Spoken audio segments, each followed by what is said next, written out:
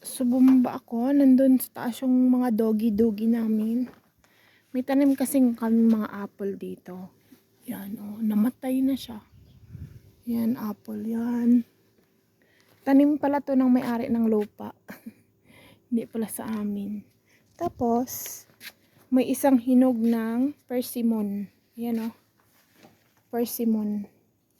Kukunin natin kasi malambot na. Marami ditong persimmon, guys. Ayan, oh. Hindi pa siya hinog. Ito may mga hinog na din, oh. Ayan, may mga hinog na. Sukun natin yung mga hinog kasi ano, diba? Ang dami nitong bunga, hitik na hitik. May isang puno, may isang sanga siya na sobrang dami ng bunga, tapos na ano siya, nabali. Sayang sa isang ano, siguro mga 20 piraso. Ang dami niya talagang bunga, oh. Hindi pa yan mga hinog, oh.